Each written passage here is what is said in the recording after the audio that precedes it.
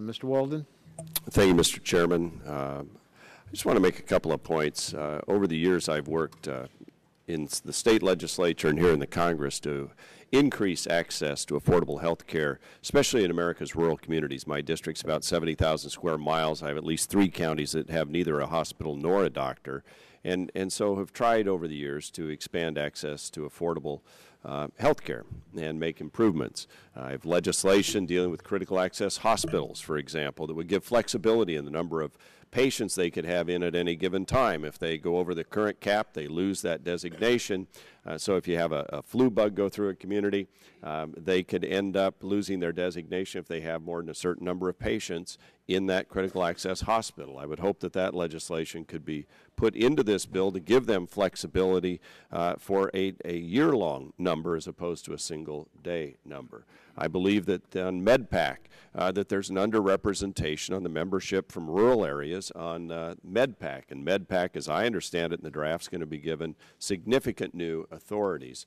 And so that is something I hope we could deal with in this bill as we work to try and improve health care. I think it's important, too. I have a lot of people that have come to me and said, we're concerned about our access to health care because access denied or delayed is access and care denied. And I know that there was for example, on cancer, actually we turn out pretty well in America. There was a study done called Cancer Survival in 5 Continents, a worldwide population-based study published in the Lancet Oncology in August of 2008. And it found in a clinical study examining nearly 2 million patient records in 31 countries on 5 continents, it found that American 5-year survival rates for breast cancer, colorectal cancer, and prostate cancers, we rank first or second in the world among countries with reliable data sets. If you're a woman and you're concerned about breast cancer survival and you live in the United States, you have an 83.9% survival rate. In the United Kingdom, it's 69.7%. Big difference. U.S. prostate cancer survival rate's 91.9%. If you're in the UK, it's 51.1%. And so there are things that work here that don't work overseas in government-run systems.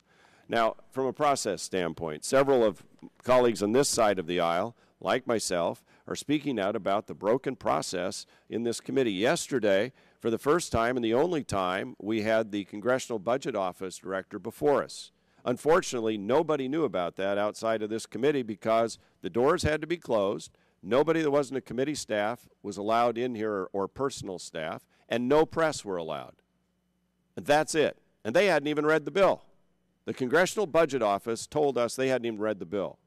This is a horrible way to legislate on something that's as critical to the American people's future as getting health care reform right.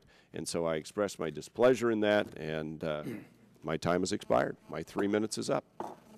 Thank you, Mr. Walden.